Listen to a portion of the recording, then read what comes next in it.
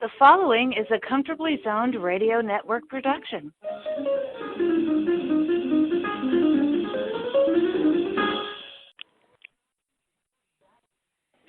Thank you, Tally Olson. I am back, comfortably zoned with the Zig Zag Man in Alameda. I'm Ralph Tycho, and as promised, I speak with the most interesting folks on the planet on a regular basis. Today is no exception. Alan Blumkin, my friend, my fellow podcaster, and a baseball maven. How are you, sir? Okay. It's been Good. a strange couple of weeks in Major League Baseball recently. Both with Bring us up to date. This is the second or third day of pitchers and catches report. Yeah, it's basically the two things that have come out so far. Is first is the spreading of the Houston Astros scandal, and second of all is this idiotic playoff setup that is being proposed that nobody likes except MLB. Okay, does the union have to approve that, and are they in favor of it?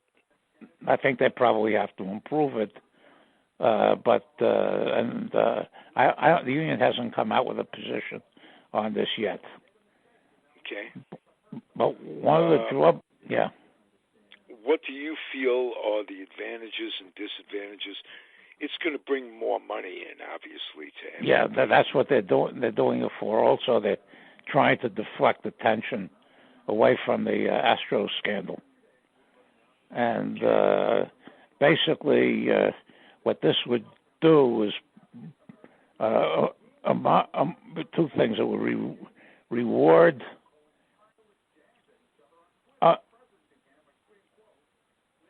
it would bring in more teams that shouldn't be there. Mm-hmm. And awarding mediocrity. Yeah, rewarding mediocrity and expanding the postseason to at the earliest mid-November. Now, just weather-wise, is this getting to be absolutely crazy? It's insane because the only stadiums, I'm not counting Tampa, which is in the deep south, the only northern or Midwestern teams that have any domes are Toronto and Milwaukee. So if you're talking about playing games in New York or Philadelphia or Boston or Chicago or St. Louis, or Kansas City, Minnesota, Cleveland, Detroit, Pittsburgh, the weather's going to be awful. Has it ever crossed anybody's mind to put these playoff games in those dome stadiums, just like that's what they do at the Super Bowl? I don't. Right. I don't think so, because if you put in, you play a game between, say, the Yankees and the Red Sox out in Los Angeles, they get very, very few, very, very small attendance. But is TV the market that they're concerned with? Not necessarily in person attendance. Yeah, well, also if they do this, they'll push deeply into the football season. And right now, people would rather watch the NFL than watch Major League Baseball games at that time of year. A lot of people feel that every sport has its season, and all four of them have been stretched. Baseball, football, basketball, and hockey have been stretched to the absolute limits. Okay. I had an idea, as you were talking just a second ago. If they put the season back at, say, 154 games, with the new playoff system, could they justify doing that in terms of... That will never happen because the union would never agree to that. But they get more games in yeah, but playoffs. you've got players on teams that are not very good that would lose pay because of this. Yes, that's true. But they'll never do it. The only way they would ever do it is if they add 2 more teams to make it 32, and they split it into 8 4-team divisions the way the NFL has it, which I think is absurd, or make it 4 divisions of 8 teams, so you can go to the old 154 game schedule that they played before expansion. Mm-hmm. Yeah, the last and time then make up those games and the revenue in playoff season. Yeah, and basically, if they did that, they went back to the 8 teams. You have a minimum of interleague or if you want to call it conference games, and you have most of the teams, all the teams you play, coming in 3 times instead of once, and it wouldn't be that difficult to make up postponed games the way it is now. Right. But this is too visionary to expect these people to come up with this idea. And as far as making money off of it, I don't see what the benefit is for the big 4 networks, which are already televising football games at that point. Right. It just seems to me like greed. How much? Of course money? it is. Yeah, that's. I think I mentioned that a close friend of mine got disgusted with the whole political scene in this country, and he tried to find refuge and purity in professional sports. And I told him there hasn't been purity in professional sports since the first baseball players played for money in 1869. Right. When we were kids, we would forego the front pages to go to the back pages where the sports were in those days. I still do that. You start with the back and go forward, and you do it like reading Hebrew or Yiddish. Yeah. You go right to left, and but now my point is that now, even starting left, you're going to get big business in. Where can you go for? Where do people go for a candy store experience? It's impossible. I mean, I'm a big movie fan. I can't get to see the current stuff because my mobility is very limited. But I have long discussions with several friends of mine about movies. And when you ask her, we can segue a little bit. You're a movie fan. I haven't watched the Oscars in almost 50 years. I was wondering what you thought of the results and what. I was very surprised that they gave a foreign movie the best movie. They've never done that before.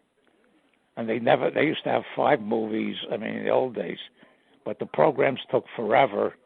And I think in the early 70s, they gave a supporting actress award to Vanessa Redgrave, who at that time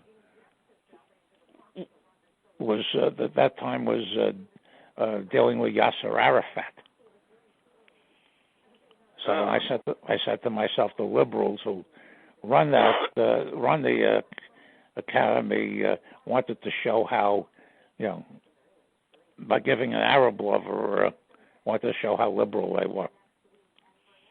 Yeah. Well, that's become part of the liberal agenda. So anyway, with movies, it's just as bad. The Joker got terrible reviews. but made a ton of money. Right. So it was nominated. The actor there won the Best Actor, and even though it got really, really bad reviews, people showed up for it. Yeah. So just from an entertaining standpoint, what Oscar celebration in the past? I know you don't watch it anymore. What stands out in your memory about the Oscars? If you had to pick one year, one award. Well, it used to have Bob Hope be the presenter, and he, even though he was not a lot of people's taste, he's usually funny, and he kept things going. And now, it takes forever to award it, and there's certain times that like they nominated the other year The Shape of Water for the best picture of the year, and I watched it, and it was horrible. It was boring and horrible. I was sitting here and with somebody and watching this and said, "This is best picture." It's insane. A lot of the number of their awards over the years have, some have been very good, some have been very bad. It's just also the entertainment industry is the biggest industry in giving awards to itself. The Oscars used to be it. Now you have Golden Globes and New York Critics and some Screen Actors Guild. You have about 5 or 6 award shows on movies, and God knows how many on music. Yeah. And the Emmys too. The Emmy, well, that's television. Yeah. Yeah, but you have music. You have country. You have this. You have that. It's just too much to keep up with. But I guess it fits the celebrity culture we all live under now. Okay. Like I can't stand. No, go ahead. Just one point. I can't stand anything about the royal family in England. I mean, anytime one of them shows up on a newscast, they do a story on it. Said, who cares? Right. Why should we give a damn about any of them? I mean, it's not like when Harry and Meghan left the royal family that they were going to be on a breadline. I mean, it's just. If I remember correctly, we fought in a Revolutionary War 250 years ago to get rid of them. Exactly. Hey, let's talk for a second about your Pittsburgh Pirates and God, spring training. Basically, they got rid of Sterling Marte, who was one of their better players for a couple of minor leaguers. But it's not the position players that, to me, is the big problem. It's the pitching. And I put down yesterday on the Pirate chat group and that Elroy Face is going to be 92 years old very soon. And I said, with the Vasquez, who was their closer for the last couple of years, unavailable for probably the next 20 years, because he was busted for child porn and he was busted for soliciting underage girls.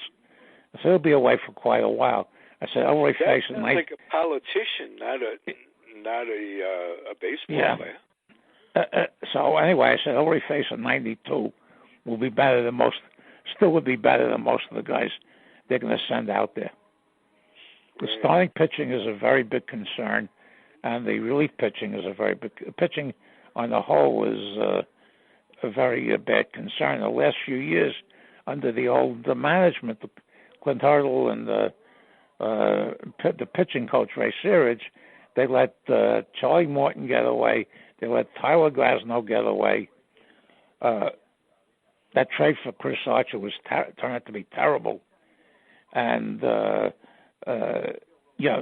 Glasnow and Morton became pretty good, and Garrett Cole they let go. these people became very good pitchers for the most part since they left the Pirates.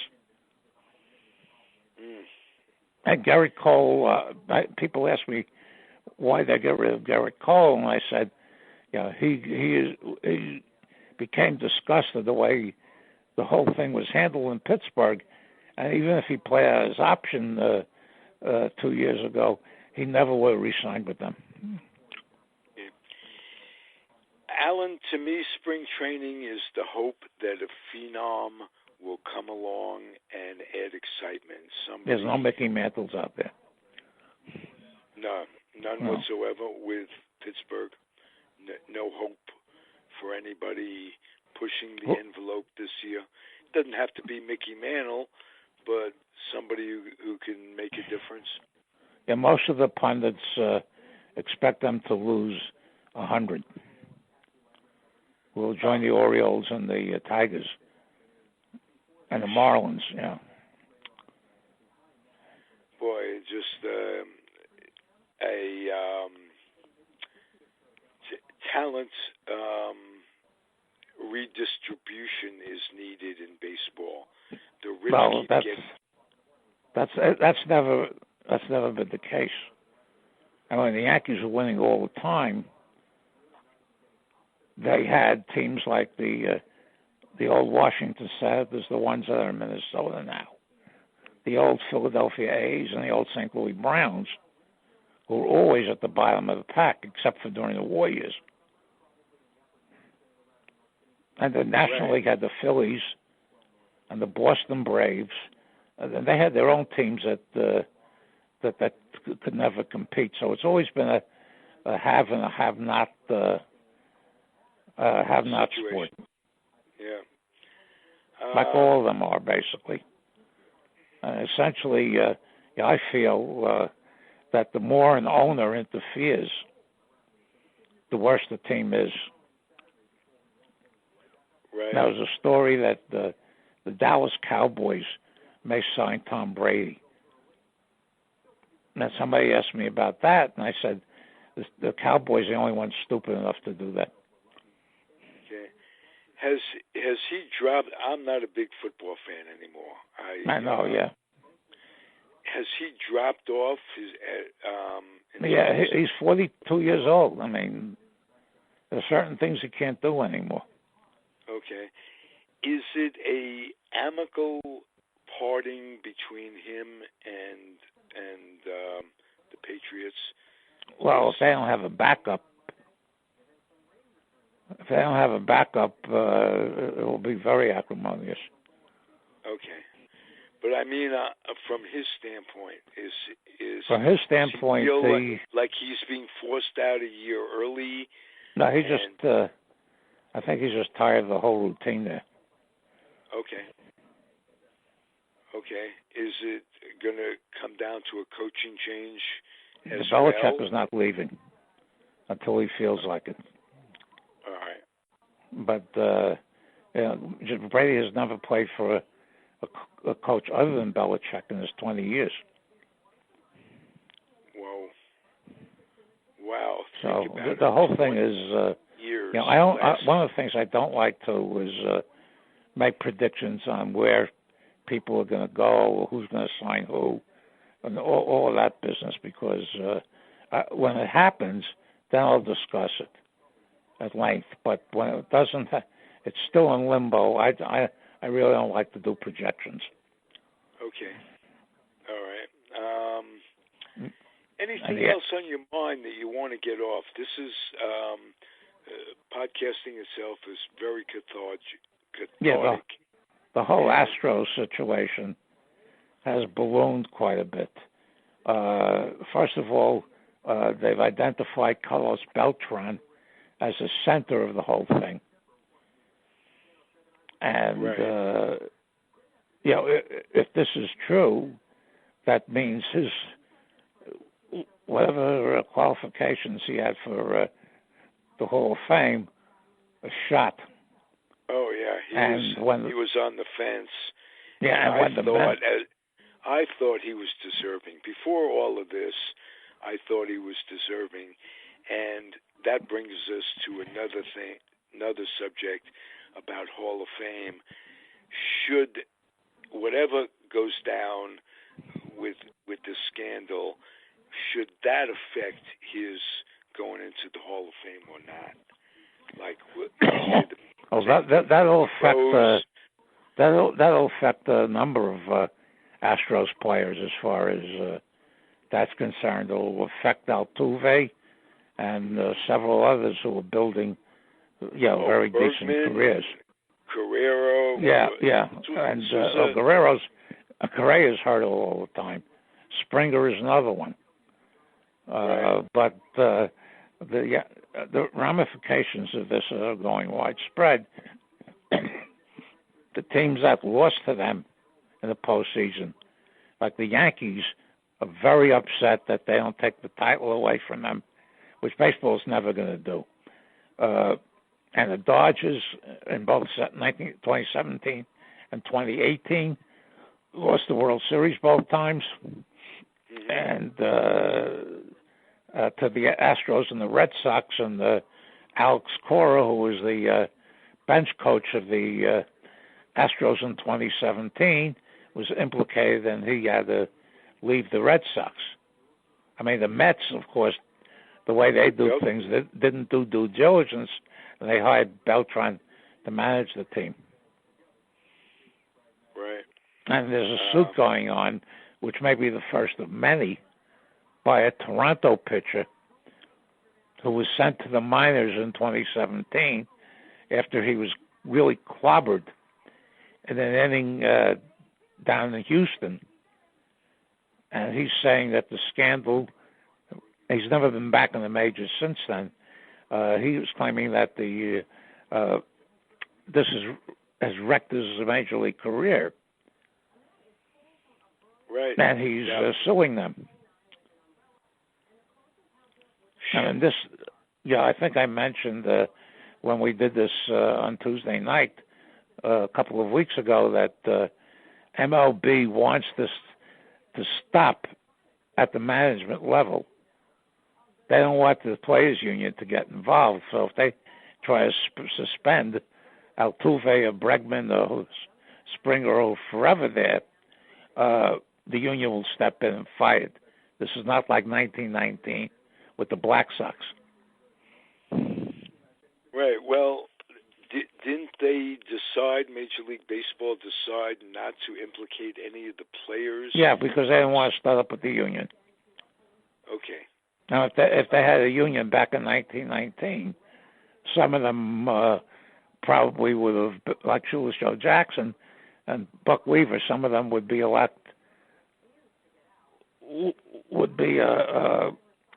have been allowed to play on. Right. But they gave the owners back then gave Landis, judge and jury, the powers of judge and jury, and the NFL players did that. That came like when they had that football scandal with Brady. He got suspended for 4 games. Deflatable. Deflatable. Right. And the football players gave Goodell power of judge and jury. This is something that neither the baseball players union or the basketball players union would ever do. Mm-hmm. So the whole thing is up, and that the Major League Baseball doesn't want to have to act on any players because of this, but it may emerge that some of these players did do this. In that case I mentioned about this Toronto pitcher, there was a lot of banging of garbage cans. Right. Which told the hitters, basically what was coming. Right. This thing reminds me of 1951, and the grandfather of all of this was Leo DeRocher and the telescope set up in the 51 series, and it's not much different. Baseball, when it came out, they didn't take away the Giants championship, and they won't. They won't with Houston. One of the things you have to remember is that the month of September 1951, the Dodgers did not play very good ball. Right. I mean, they went into a slump. Ferrillo went into a slump because his eyes started to go bad. And he had a terrible year in 1952. They cleaned his eyes out, and he won the batting championship in 1953. Snyder had a bad year. Dressen had ruined the relief pitching from overuse. He held a grudge against Clem Labine and didn't use him for 3 or 4 weeks until he was forced to use him in the second game of the playoff series where he pitched a shutout. I mean, there's a whole bunch of things that went into the 1951 race. You have talked over the years about Charlie Dressen in different contexts. I think if I had to guess, you would say he's the worst manager of the times. Well, he's the worst manager of any team that was competitive. And basically, he blew it in 1951. They won in 1952 and 1953. Besides him, not because of him, but apart from him, he didn't do very much. And what he did do in 1952, they had a reliever, Joe Black, who was 15-4 with a 2.11 ERA. Actually started a couple of World Series games for them, and I've read this in a number of places, including a old book I got a couple of years ago with biographies of all the black players in the majors through 1950. The book was put out in the early 1953, and through 1960. And I said Dressen wants Joe Black to learn a third pitch. So he forced this down Black's throat, and his motion got so messed up that he never recovered from it. Yeah, and he the guy had got that one yeah, great the guy got year. everybody out in 1952, and Dressen messed with him. Okay. And then he went to refresh everybody's memory. He was the one that called for Branca to come in. Yeah, and the players gave him a book, a blank book, and had except on the first word of every page, they put I, because Dressen was very good at giving him credit to himself when things went well, and blaming other people when things didn't. Sort of like somebody in the White House right now. I was just going to say major analogy there to what's going on. And Dressen, after that, managed Washington Senators, who were terrible during his 3 years there, the Milwaukee Braves and the Detroit Tigers. And there's a story that came out when he took over the Braves that he wanted Henry Aaron to play second base. And Henry Aaron, because he played in the minor leagues, and Henry Aaron said to him, I said, I'll play second if you play third. But, this guy was part of the good old boys club, which they had back then. And he got jobs. Right. Off the subject a little bit, but on the subject of Henry Aaron, he did an interview on MSN recently, and the main thing that came out of there was his raving about the talent in the old Negro leagues. He started there with the Indianapolis Clowns. I know, yeah. And he just went on and on to talk about how much talent was in that league, and it Yeah, there was. There's some really incredible ball players, and a lot of them. That because the segregation never got a chance. What we lost as because basic human rights, because the color of a person's skin can't play in the big leagues because of that. And you know what? When you think about it, that was 60 years later. If you look at the state of the nation, if you look at the state of the world, things haven't really improved much in terms of how people get along. Well, there's a historical lesson. They had in the election of 1876 between Samuel Tilden and Rutherford B. Hayes. It was in dispute, and the three states that were in question all gave the electoral votes to Hayes, and Hayes had to promise two things: that he would only do one term, and that he would pull all the federal troops out of the South.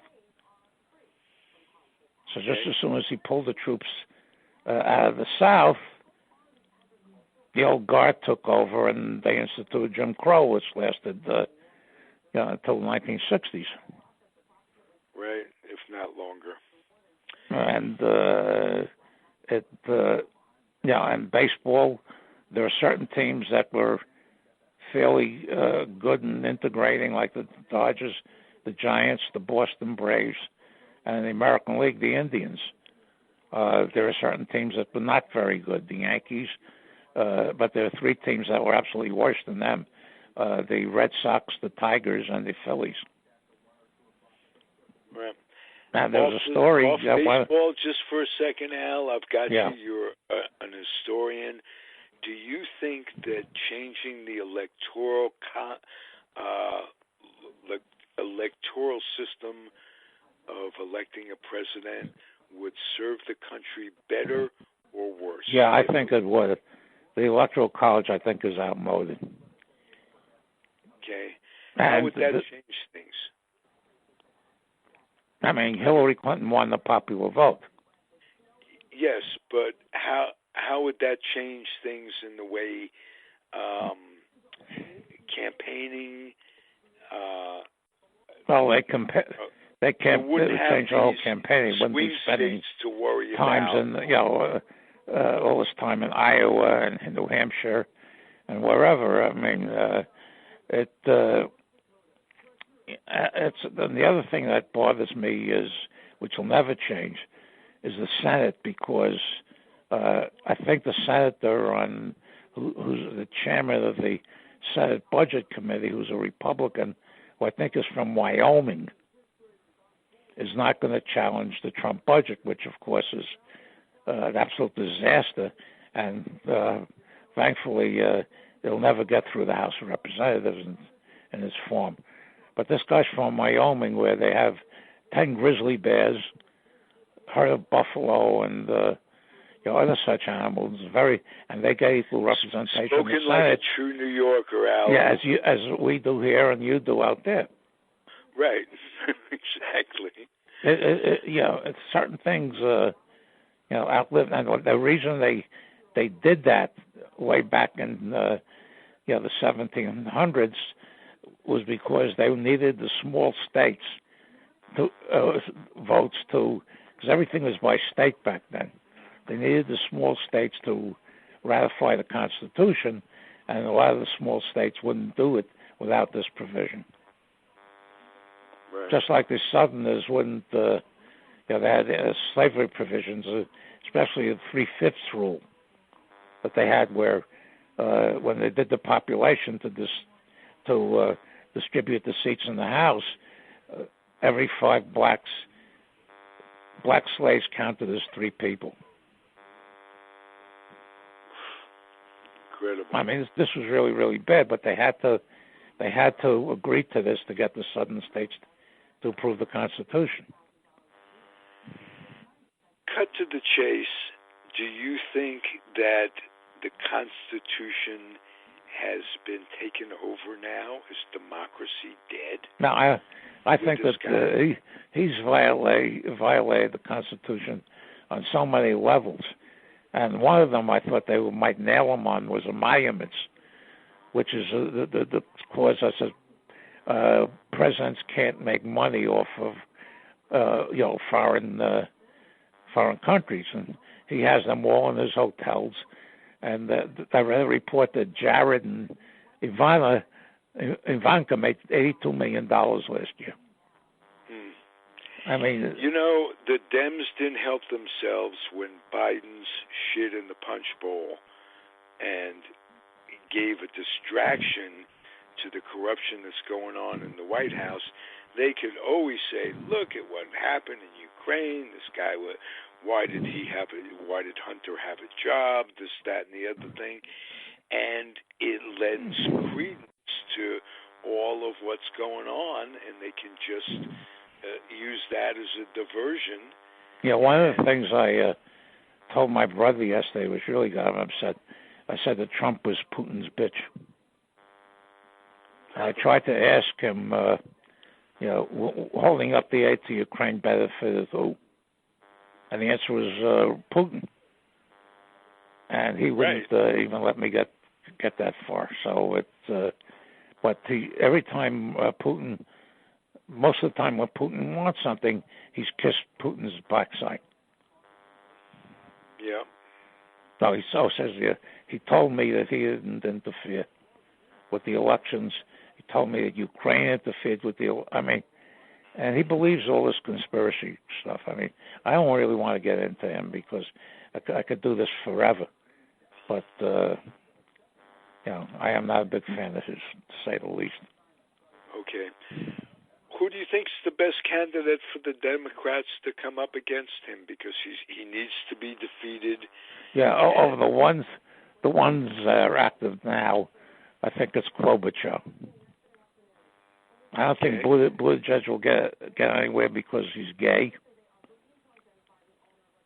And I think that Elizabeth Warren, to me, is totally unelectable, and she's so far out in left field that it's ridiculous.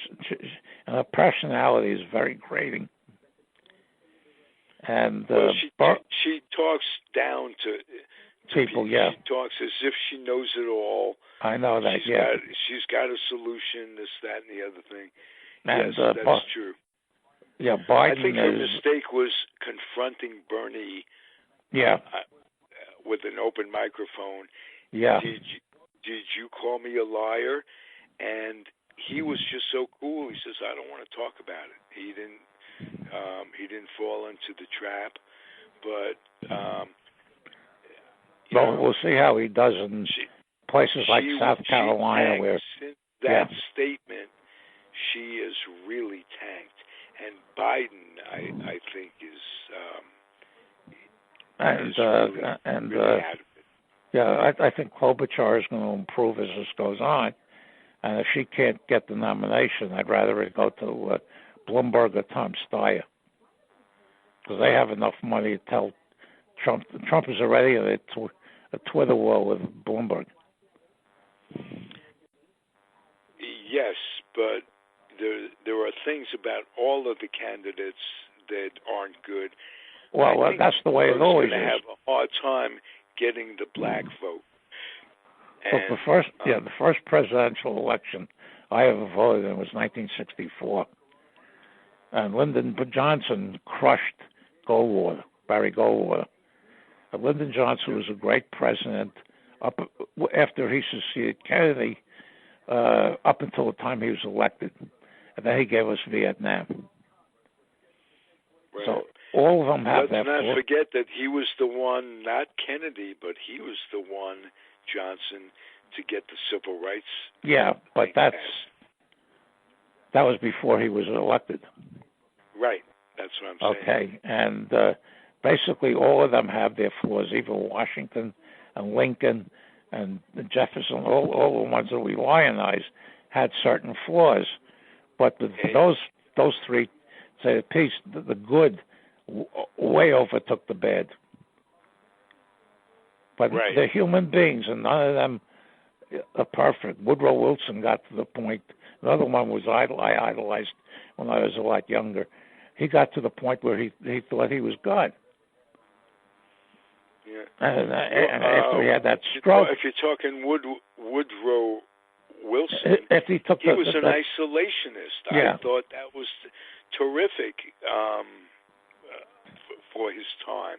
And then he got and he blew his whole presidency on the League of Nations, and he had a stroke in 1919. His wife basically ran the White House for the next couple of years until his term ended. Well, but it's and we missed out on people like William Jennings Bryan, who was nominated 3 times, who got bounced by Clarence Darrow in the John Scopes monkey trial.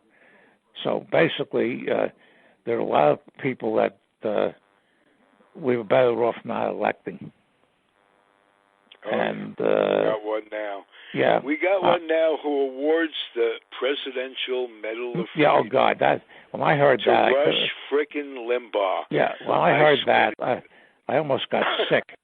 And basically, I told everybody in 2016, before the election, I said the man has no bottom.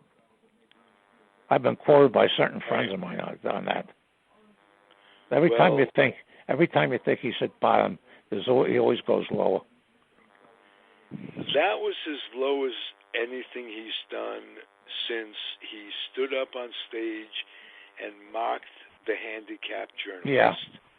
And he he separated kids from their parents who will never see their parents again. Well, this whole thing with the soldiers who suffered brain damage from the Iranian rockets that they sent over because we killed that general.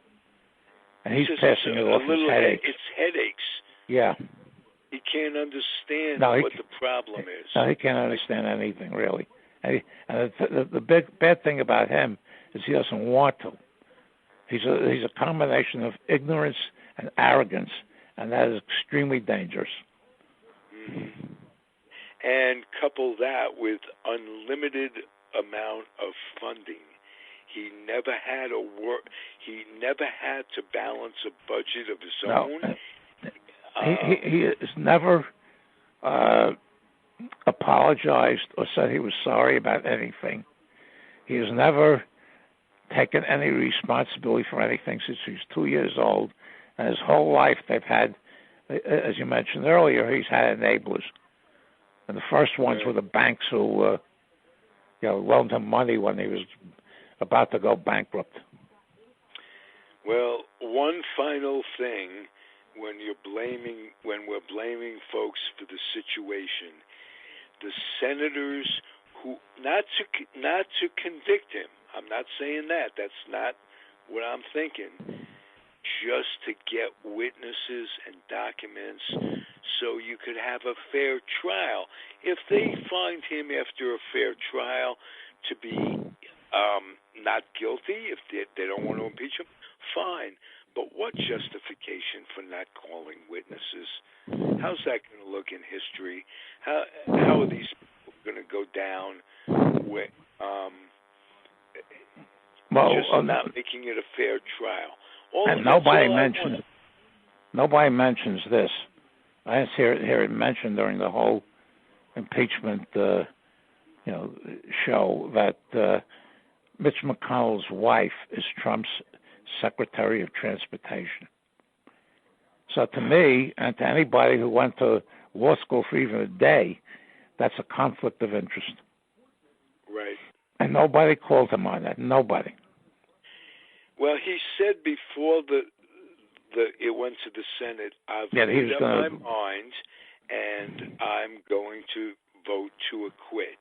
Yeah, and then he's going to coordinate with Trump, with the White House.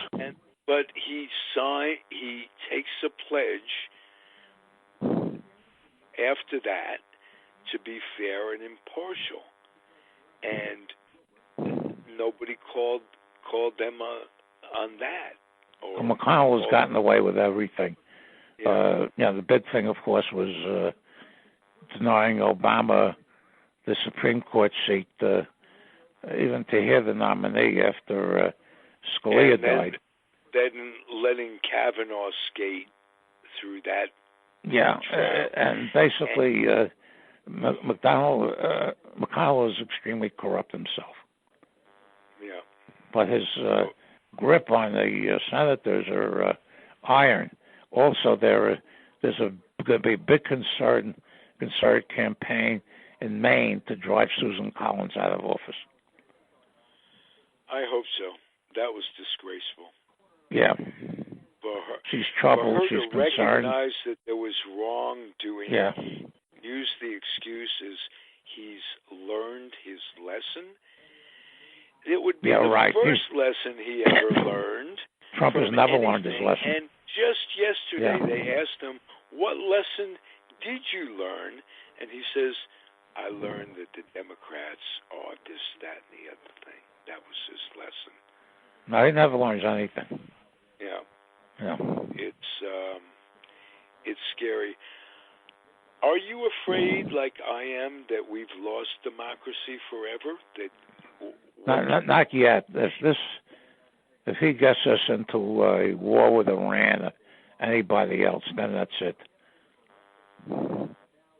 And there's also stories that if he loses the election, that he's going to claim it's rigged and everything, and he won't leave the White House when his term runs out. And I think by that time, if he does that, then the president-elect would get the military to get him out of there. Oh. But he will not go gracefully. No.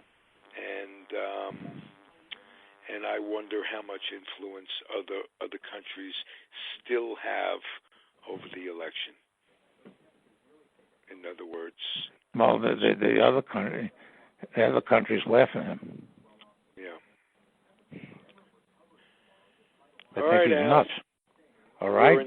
We're in tough times, but like I say, that, it's cathartic to talk about it, and identifying it can only help. Knowledge is power, and that we know it is in our advantage. What we do about it is another thing. What we can do about it is another thing. I think, and we didn't talk about this when we were talking about candidates, I think Bernie is the only one who can get the people behind him. What do you say to that? I don't know whether, after the Lieberman fiasco, I blame it Gore losing because he had Lieberman on the ticket. I don't know how ready this country is to see a Jew in the office. Well, that's the one drawback that Bloomberg has. You mentioned that Buttigieg is gay, and you think that might be a disadvantage. I could take that conversation one step further, that Obama's getting elected should really put all this bullshit behind us. It just stoked everything. This whole administration is a reaction to, and the supporters are a reaction to Obama. Right. And, well, when Obama roasted Trump at a White House correspondence, he was still president. It was some newspaper media deal. He absolutely lambasted him, and Trump just holds that grudge to this day. Every speech he makes, every tweet involves Obama. Retribution for Obama. He always carries grudges. Yeah. I see what he's doing to the people who had the guts to testify against him in the impeachment hearings. Scored a war hero, a guy. I'm talking about the colonel that testified. Vindman? Yeah. Escort him out of the White House. Don't just fire him. Escort him out. He can't be trusted. and get his brother to go with him. Yeah. It's craziness. And the real funny thing, he fires Hongland or whatever his name is. Hongland, yeah. Yeah. Who's a big donor to him. Big donor, and doesn't speak out after the firing.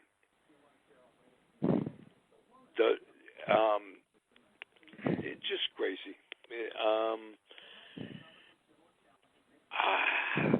I hope it gets better. I'm at a loss for optimism.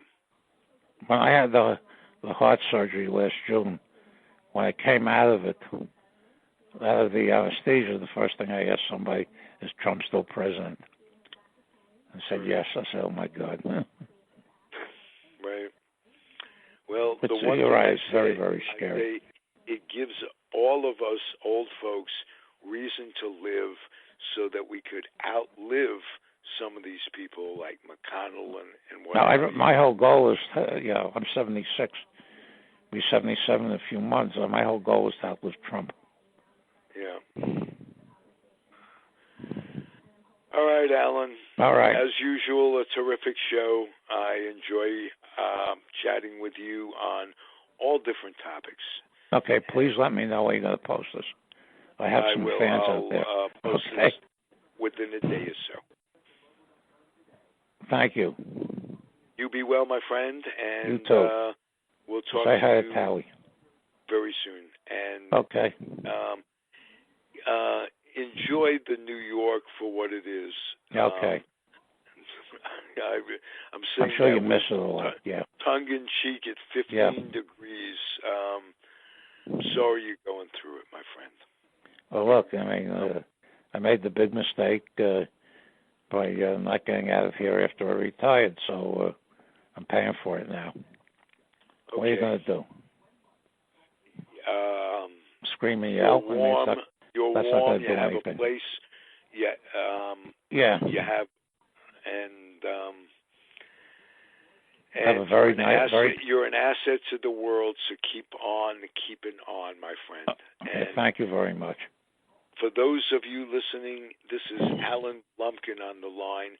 He is a maven in every sense of the word. Thank you for being a Comfortably Zoned Radio Network contributor. And thank you for listening, everybody. We'll talk to you when we do. Be well. Bye-bye. The proceeding has been a Comfortably Zoned Network production. You are advised to keep your dreams wet, your humor dry, your children and grandchildren out of military recruiting offices and off the laps of clerics who wear dresses. Thank you for listening, everyone. Happy trails.